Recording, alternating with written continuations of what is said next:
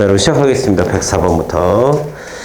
자, 보기는 사회복지 실천의 기원에 해당하는 기관이다. 그쵸? 잘 나오죠? 두 가지.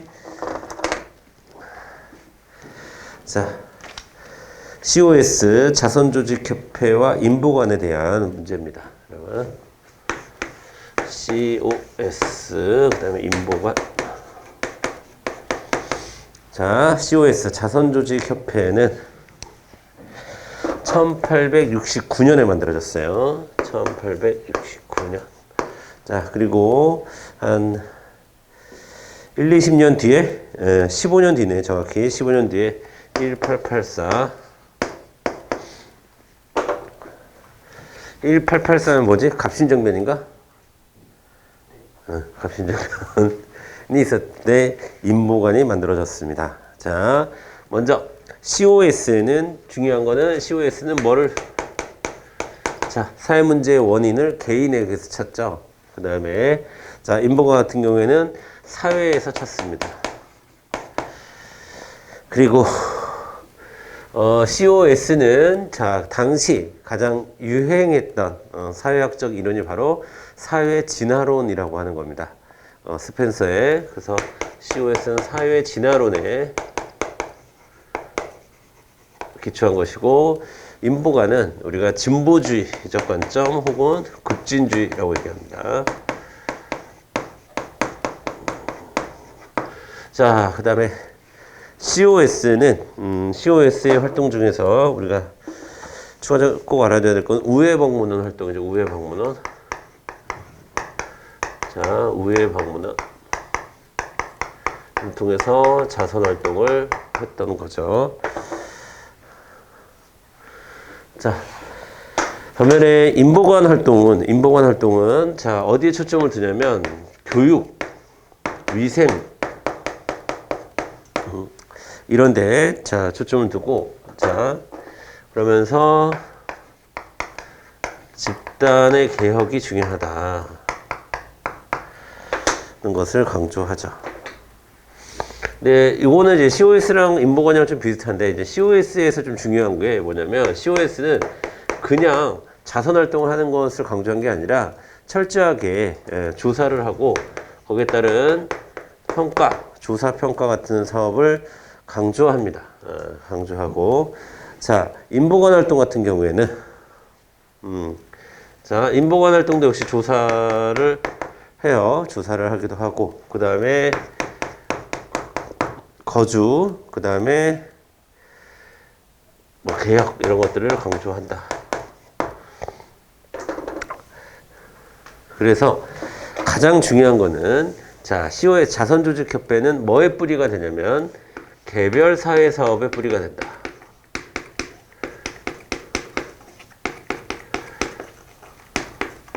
그 다음에 인보관의 경우에는 집단 사회 사업의 뿌리가 된다.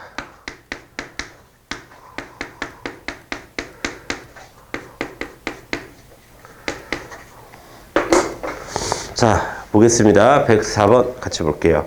자, 빈곤과 고통의 원인이 주로 환경적 요인에 있다라고 보는 것은 개인에게 있다, 사회에게 있다, 사회에게 있다라는 얘기입니다.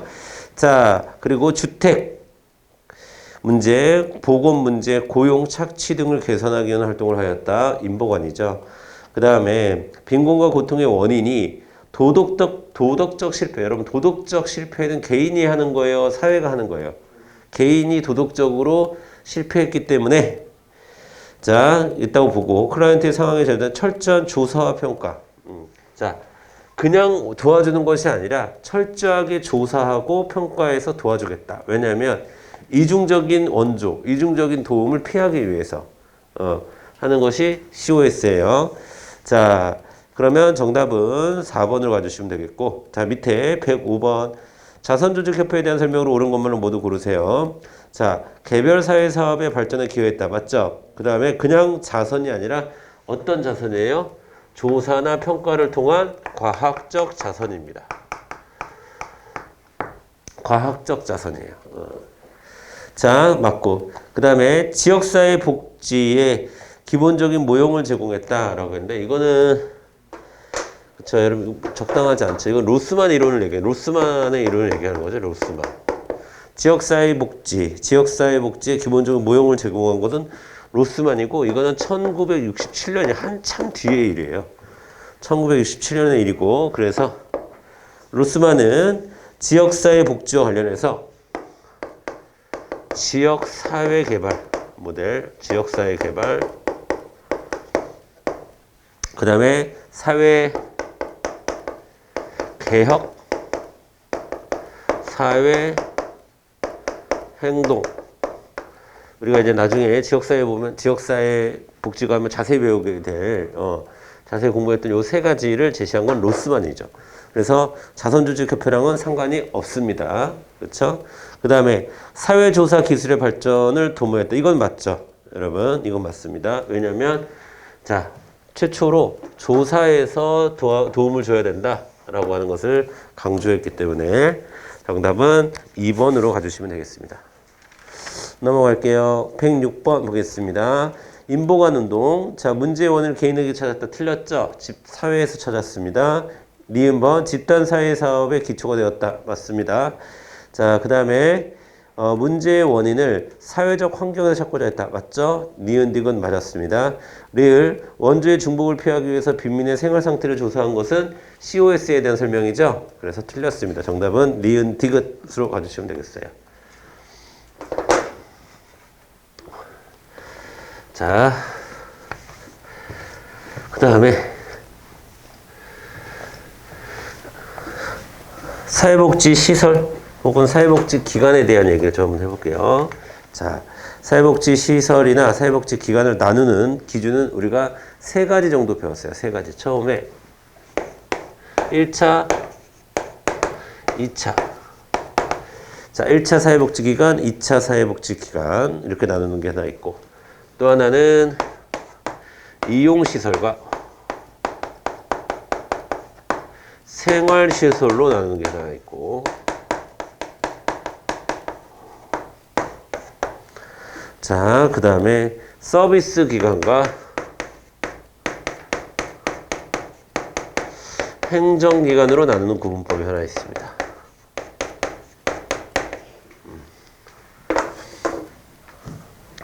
자, 먼저 1차냐 2차냐 나누는 기준은 1차와 2차와 나누는 기준은 주목적성이죠. 그래서 사회복지 자체가 주목적이다. 자, 주목적인 사회복지다. 그러면 1차 사회적 기관이라고, 사회복지 기관이라고 얘기하고, 그 다음에 주목적인 사회복지는 아닌데, 그 행위를 하다 보면 부수적으로 혹은 부차적으로 사회복지가 발생하는 것을 우리가 2차 사회복지기관이라고 얘기하는 겁니다. 자, 그래서 대부분의 사회복지시설은 1차 사회복지기관이고요. 뭐 복지관 말할 거 없죠. 복지관 같은 거. 자, 그 다음에 여기서 많이 나오는 건 3개야, 3개. 2차에서 많이 나오는 건. 자, 일단 병원을 고치는 게 주 목적이지만 여기서도 사회복지 활동을 하죠. 그 다음에 또 어디 있을까? 학교, 군대, 교도소. 자, 이런 데가 2차 사회복지기관이라고 얘기하는 거고. 그 다음에 이용시설과 생활시설을 나누는 것은, 이용시설은 뭐 하는 거예요? 왔다 갔다 하는 거예요. 그걸 왕래라고 합니다. 왔다 갔다. 왕래. 그래서 이용시설에는 주간자가 많이 들어가죠. 주간자가. 왕래. 생활시설은 입소해서 숙식을 하는 거죠. 그래서 숙박을 하느냐 안 하느냐, 먹고 자고를 하는 데냐 안 하느냐 이렇게 구분하시면 되겠고. 자, 그 다음에 서비스 기관이냐 행정기관이냐라고 하는 것은, 자, 서비스 기관은 사회복지에 뭐가 살아있냐면 직접성이 살아있어요. 직접성. 그래서 여기는 직접 서비스를 제공하는 곳을 서비스 기관이라고 얘기하고,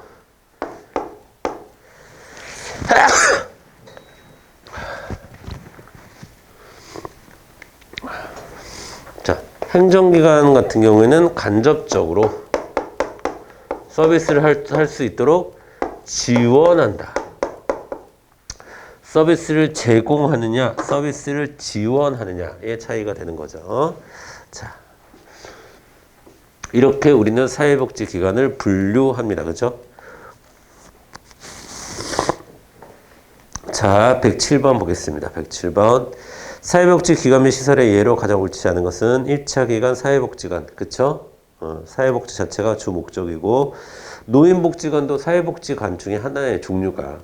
그러니까 2번이 틀렸겠죠? 2번도 역시 1차 기관에 속하는 거고, 지역아동센터 이용시설에 해당합니다. 지역아동센터는 아동들이 거기 먹고 자고 하지 않아요. 집에서 먹고 자고 하고. 여러분은 사회복지 자격증 딸 때 실수 지역사회복지 지역아동센터에서 많이 하죠. 많이 해요. 지역아동센터에서 많이 하는 편입니다. 자, 그러면 자, 그럼 방과 후에 애들이 와서 그다음 거기서 추가적으로 돌봄을 받고 지부에 가는 그런 시설입니다. 자, 장애인 거주 시설, 거주잖아요, 거주. 생활 시설에 해당하는 거겠죠. 자, 그다음에 108번. 자, 이용 시설을 찾아라라고 되어 있습니다. 자, 노인 여가복지 시설. 자, 여가복지 시설은 좀 큰 범위의 얘기를 하는 거예요. 여가. 그러니까 시간이 그러니까 여가, 남는 시간에 이용하는 거기 때문에 이용시설입니다. 정답은 1번이 되겠고요. 자, 이용시설 중에 노인, 여가, 복지시설이 있어요. 복지시설은 자, 주로 노인복지관, 그 다음에 경로당, 그 다음에 각종 노인교실 뭐 가르쳐주는 거, 노인교실, 그 다음에 노인휴양소 이런 데가 있습니다. 이런 데는 기본적으로 거주하는 데가 아니에요. 그리고 여러분, 거주하는 데가 아니라는 말은 여기서도 찾을 수 있지. 여가가 뭐야, 여가. 여가가 남는 시간에 있는 곳이잖아요. 그래서 여가 활동을 할 수 있는 곳이지, 여기 하루 종일 있는 곳은 아니죠. 자, 그래서 정답은 1번이고. 그 다음에 2번, 아동 양육시설의 양육의 동그라미. 자, 아동을 양육해주는 기관이에요. 그러면 양육이라는 것은 기본적으로 먹고 자고가 가능해야 가능하겠죠. 그 다음에 거주시설, 장애인 거주시설, 거주의 동그라미. 생활시설이라는 키워드예요. 그 다음에 모자 가족의 동그라미. 이것도 생활시설입니다.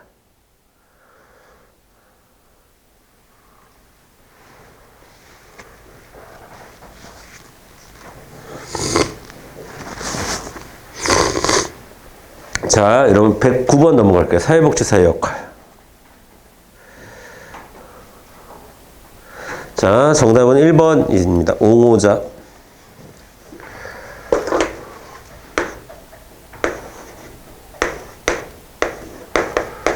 자, 옹호자. 여러분 한번 볼게요. 옹호자는 클라이언트의 정당한 권리를 대변하고, 대변의 동그라미.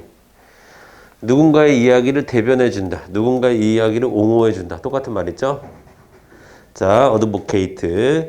그 다음에 정책적 변화를 추구하는 활동을 말한다. 라고 되어 있고. 자, 여러분 3번도 옹호자에 대한 설명이에요. 클라이언트에게 부정적 영향을 주는 프로그램이나 정책의 변화를 위한 운동을 지지한다. 지지의 동그라미. 지지, 대변 이런 것들이 옹호 활동입니다. 옹호 활동. 키워드 쓸까요? 키워드 씁시다. 자, 지지, 대변. 자, 그 다음에 두 번째, 클라이언트에게 적합한 서비스를 연결하고 그러한 서비스를 활용하도록 조정한다. 자, 이럴 때 우리가 사회복지사를 뭐라고 부르냐면 중개자. 자, 우리가 집을 사려고 하는 사람과 집을 팔려고 하는 사람을 연결해주는 사람을 공인중개사라고 얘기하죠. 중개사라고 얘기하죠. 자, 여기서 포인트는 뭐야? 그러니까 연결이에요. 연결.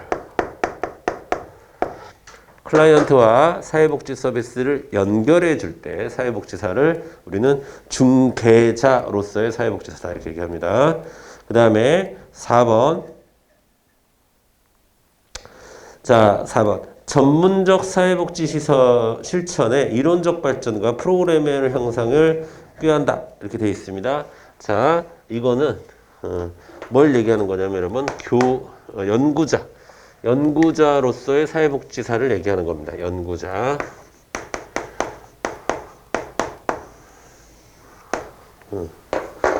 자, 키워드는 당연히 이론의 발전을 한 이론의 발전.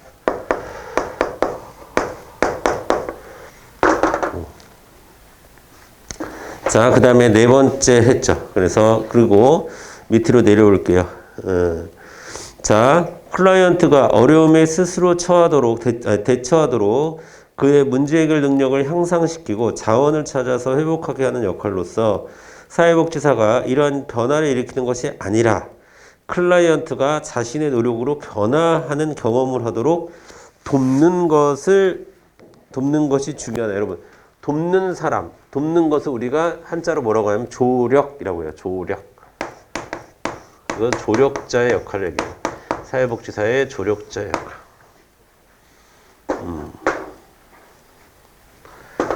돕는 사람. 그 다음에 이 조력자를 뭐 이렇게 해도 능력을 스스로 사회복지사가 뭔가 직접 문제를 해결하는 게 아니야.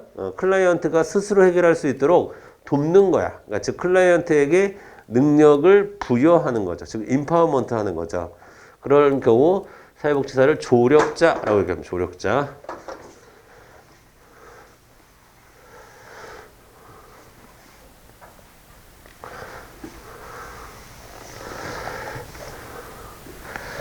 그렇죠?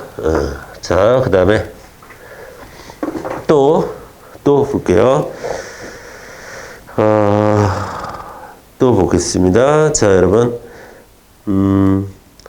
아동학대 피해, 거기서 옹호자는 아까 설명했고, 중재자. 자, 중재자 하나만 더 볼까요? 중재자.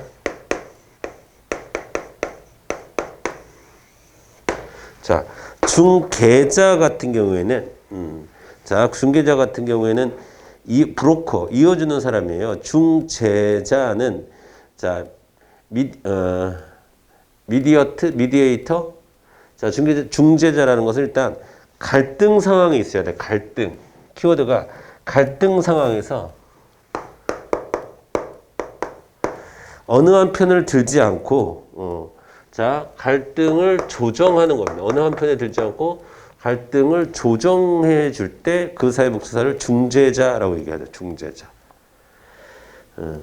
자, 그 다음에 교육자. 우리가 교육자로서의 역할은 사회복지사 교육자로서의 역할을 한다는 것은 어떠한 정보나 지식 등을 전수해주면 그걸 우리가 교육자라고 얘기를 합니다. 자, 그래서 110번의 정답은 4번 조력자로 설명하는 거고요. 아동학대 피해 아동의 가족에게 아동보호 전문기관을 소개시켜주는 거. 자, 연결해주고 소개해주고 이거 중개자의 역할이죠. 중개자의 역할. 자, 교육자는 뭔가 정보나 지식을 가르쳐줘야 되고 중재자는 갈등을 조정해주는 사람이고 옹호자는 클라이언트의 입장을 지지하고 대변해주는 사회복지사의 역할을 얘기합니다. 자, 우리 지금 또 있나 뒤에 문제가? 자, 이렇게 세 문제를 통해서 이 6가지 정도는 꼭 알아두세요. 이거보다 더 있긴 하지만 일단 문제로서 여러분이 챙겨둬야 될 건 이 6가지 챙겨두시면 되겠습니다.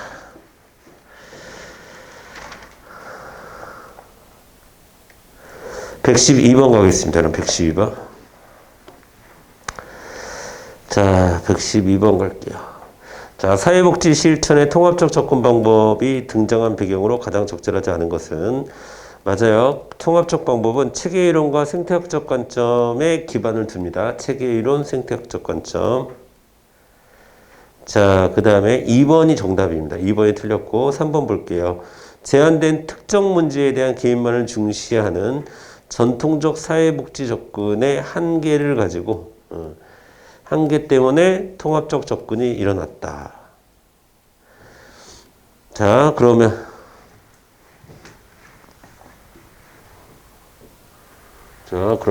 자, 여러분 지금 외우게 좀 하려고 내가 지금 안 지우는 건데 이거 지우자.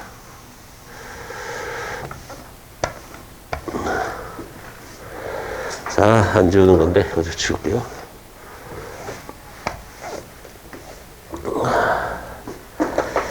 자, 일단 통합 접근 방법.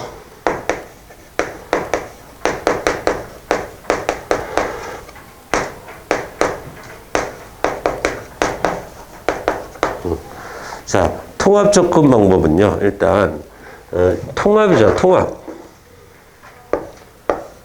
그러니까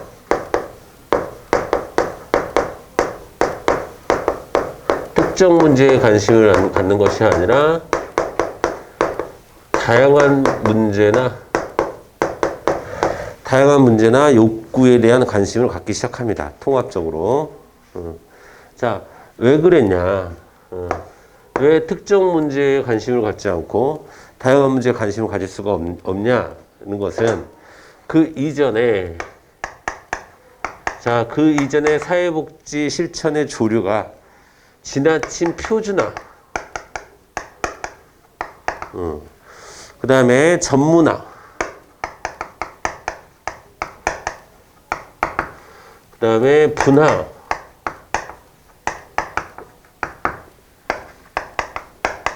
대한 이런 거에 이런 게 이제 주류적인 시각이었는데 그런 것에 대한 우려가 시작된 거예요. 그러니까 예를 들면 자, 한 클라이언트가 A라는 문제를 해결하기 위해서 A 사회복지관을 가야 되고 B라는 문제를 해결하기 위해서 B라는 사회복지관을 가야 되고 C는 이런 식으로 다 이 역할이 다 분화가 되어 있으니까 이런 식으로밖에 안 되는 거야. 그래서 이거를 통합적으로 해결해주는 그런 접근이 필요했던 거죠. 그래서 특정 문제에 대한 개인만을 중시하는 전통적인 접근에서 벗어나기 위함이었고, 네 번째, 지속적 상호작용을 하는 하나의 체계로서 이해하기 시작했다. 분리된 것이 아니라. 자, 그러니까, 자, 2번 볼게요. 클라이언트의 문제와 욕구들이 점차 표준화되었기 때문에 통합적 접근 방법이 일어난 게 아니라, 자, 클라이언트의 욕구는 점점 다양화되고 있는데, 자, 점점 다양한 문제와 요구를 통합적으로 갖고 있기 시작했는데, 우리는 계속 표준화시켜서 이렇게 접근을 하니까 이게 문제가 돼서 이게 된 거잖아요. 그쵸? 클라이언트 욕구가 표준화가 된 게 아니라 다양화된 게 문제다라고 봐야 되나요? 그게 문제라는 게, 그런 배경으로 등장했다. 이렇게 봐야 되는 거죠. 자, 그 다음에 113번. 자, 다음 사례에서 컴튼과 갤러웨이가 이야기한 사회복지 실천체계. 자, 사회복지 실천체계는 자, 일단 핑커스와 미나안의 글씨가 안 써지냐. 자, 핑커스와 미나한의 4체계 이론이 있죠. 자, 여기에 이제 두 가지가 4체계 이론이 있고, 자, 첫 번째가 변화를 매개한 체계, 변화 매개 체계.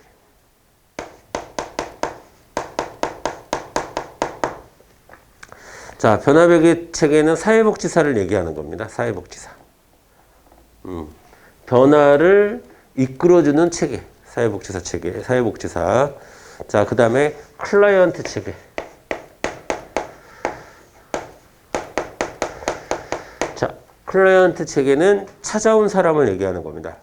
그래서 앞으로 사회복지사와 협력해서 이제 클라이언트가 속해 있는 가족이나 집단이나 지역사회를 변화시켜내는 거죠. 사회복지사가. 그 다음에 세 번째, 표적체계. 표적체계는 이제 문제가 되는 사람을 표적체계라고 볼 수가 있죠. 그렇죠? 변화의 대상이 되는, 바뀌어야 되는 대상을 우리가 표적체계라고 합니다. 그 다음에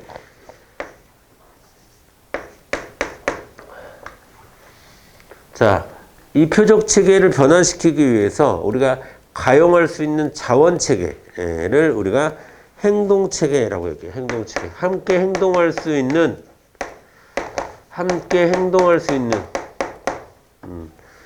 자, 그래서 예를 들면 이런 겁니다. 여기 얘가 있죠. 자, 여기 볼게요. 알코올 중독자인 남편 갑은 일단 그러면 이거까지 하고 합시다. 자, 여기에 두 가지가 결합된 게 여러분 컴튼과 갤러웨이예요. 자, 컴튼과 갤러웨이는 여기서 두 가지가 추가가 되는데 하나는 전문 체계 혹은 전문가 체계.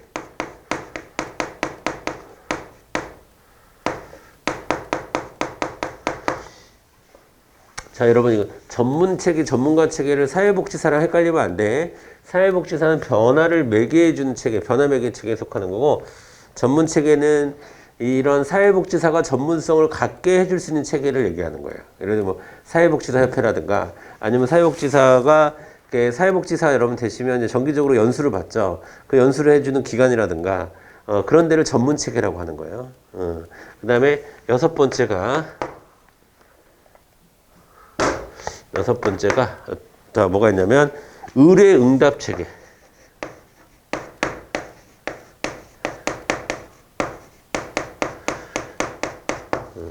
자, 그래서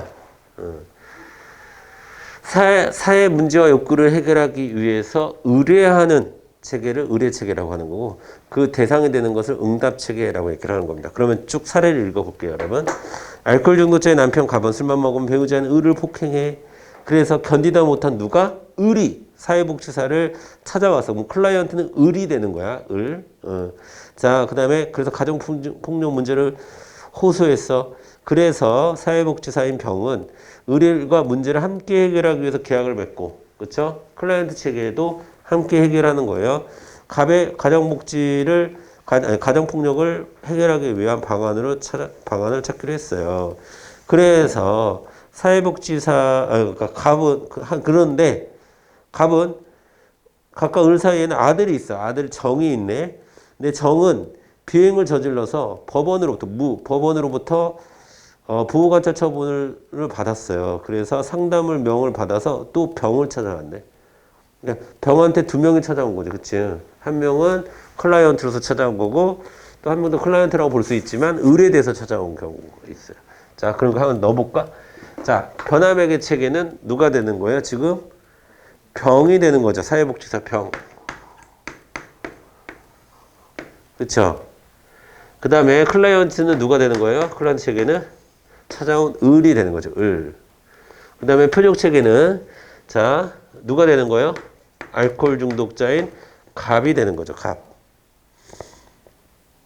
그쵸? 그 다음에 행동 체계는 드러나지 않았고, 전문 체계도 드러나지 않았고, 그 다음에 자, 법원에 의해서, 그러면 이게 법원이 되는 거. 법원이 법원. 그 다음에 법원에 의해서 오게 되는 사람이 누구냐? 정이죠. 정의 응답 체계가 되는 거야. 응답. 이렇게 되는 거야.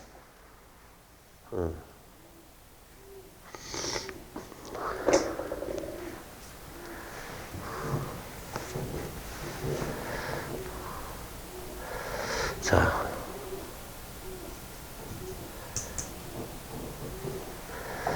그래서 건물 관리하시는 분을 만났는데 이게 비둘기 꺼내는 게 쉽지 않다고 하더라고요. 그래서 들어갈 수가 없어서 비둘기가 살아서 지금 저게 지금 살아있는 상태가 아니라는 거야. 거의 이제 죽어가는 과정인 거야. 더 기분이 안 좋지. 그래서 저기서 어떻게 되길 바라는 수밖에 없거나 아니면 뭐 지게차를 불러야 되는 상황인가 봐요. 어쨌든 그래서 저는 이제 구물을 이렇게 쳐가지고 어떻게 밖으로 내보낼 수 있는 방법이 있을 거라고 생각했는데 어쨌든 조치를 취한다고 하니까 좀만 더 기다려 봅시다. 자, 어쨌든 이렇게 됩니다. 이렇게. 자, 그러면 여러분 갑은 뭐예요? 알코올 중독자 갑은 표적 체계. 그쵸? 병은 뭡니까? 병이 갑이 1번은 틀렸네. 1번 틀렸어. 클라이언트 체계라고 했으면 틀렸죠. 클라이언트 체계 을이죠. 그 다음에 2번 갑이 표적 체계 맞았고 을은 클라이언트 체계. 정답은 2번. 자, 을은 클라이언트 체계, 그 다음에 병은 행동 체계가 아니라 변화 매개 체계죠. 그 다음에 정의 의뢰 체계. 자, 정의 의뢰 체계인 건 정의 의뢰 체계 아니죠. 의뢰 체계는 무죠, 무. 그렇죠? 그래서 4번은 다 틀렸고. 그래서 이렇게 여러분 정리해 주시면 되겠습니다. 자, 되셨죠? 자, 지금서부터 이번 거 좀 외워야 될 게 많아서. 자, 여러분은 아무것도 없는 칠판을 보고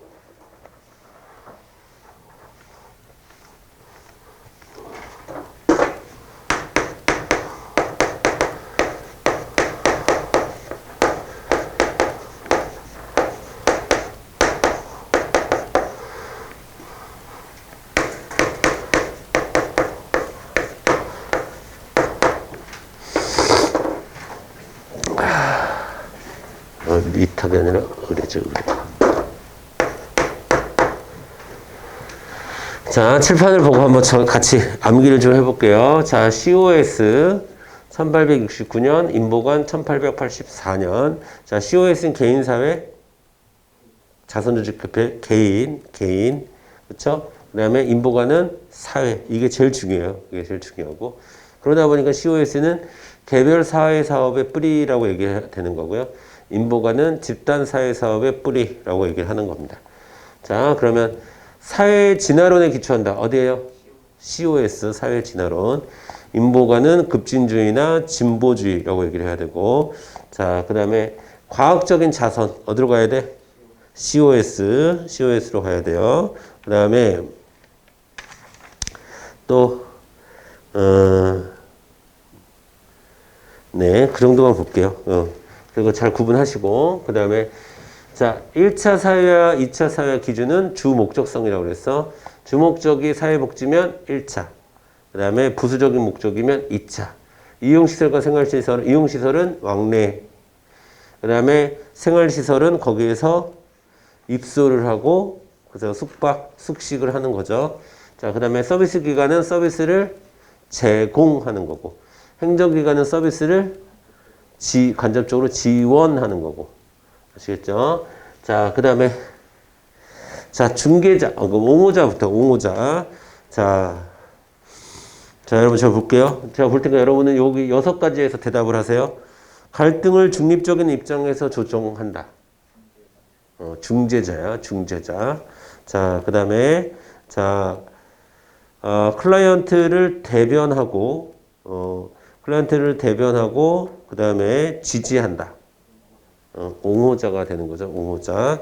그 다음에 서비스를 연결하거나 소개한다.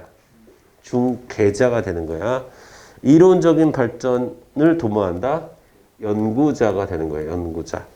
자, 그 다음에 클라이언트 스스로 능력을 길러서 해결할 수 있도록 능력을 부여해주고 돕는 사람이에요.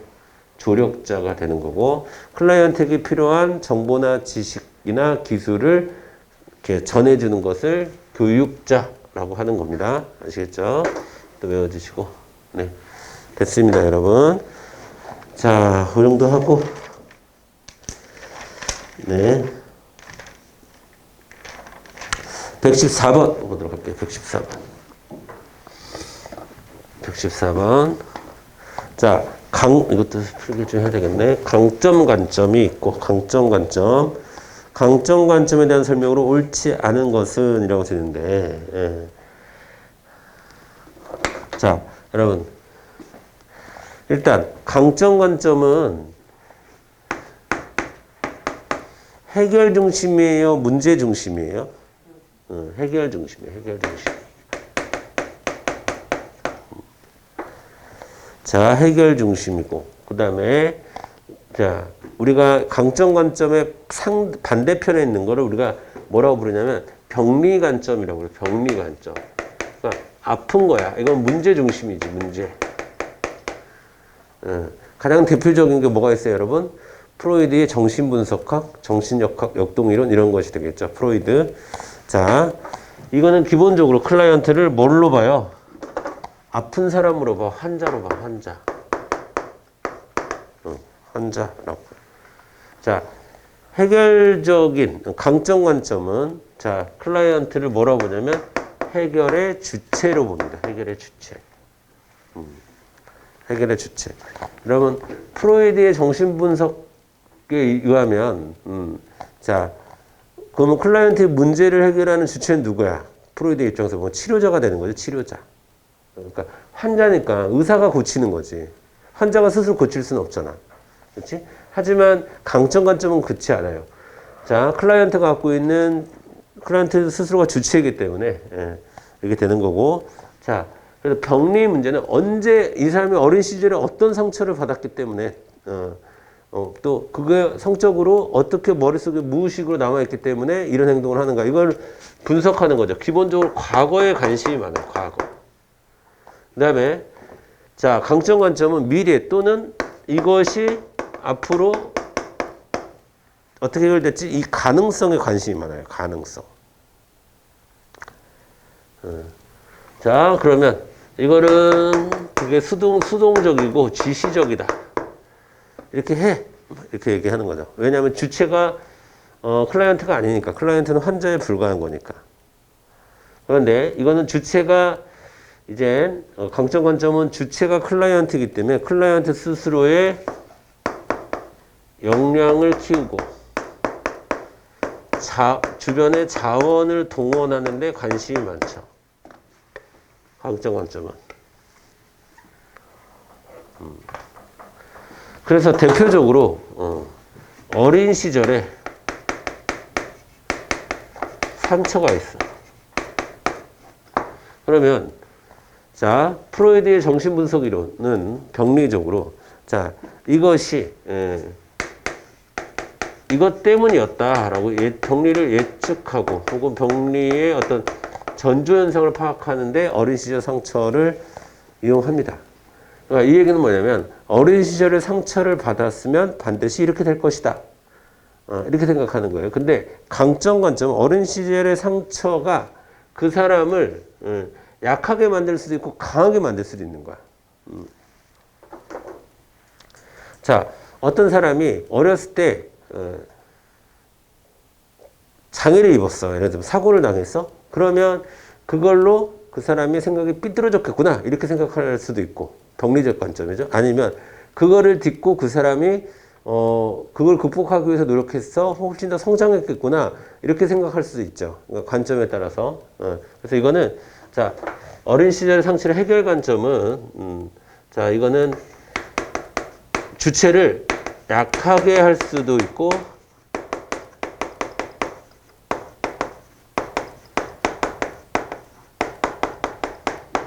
강하게 할 수도 있어요. 무조건 상처가 있었다는 것이 문제가 되진 않아.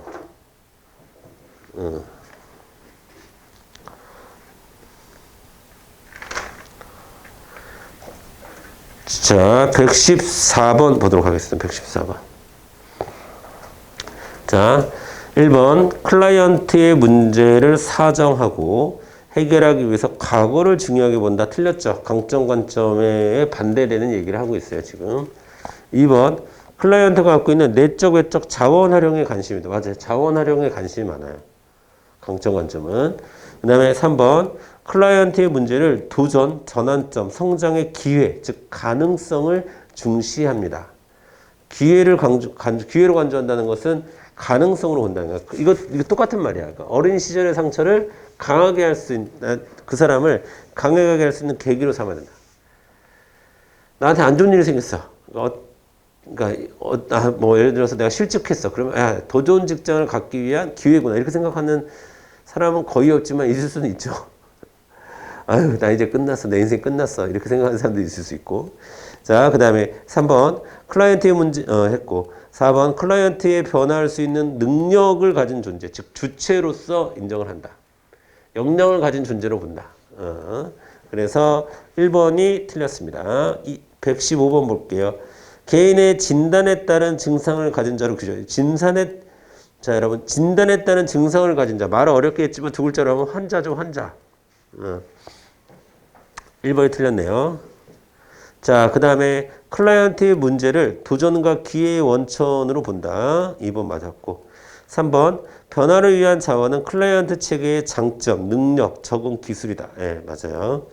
자, 그 다음에 4번 클라이언트의 잠재의 역량을 인정하고 자신의 삶을 통제할 수 있도록 힘을 부여하는 것이 중요하다. 맞습니다. 자, 그리고 해결주의적 관점 가장 대표적인 게 임파워먼트 모델이죠. 임파워먼트.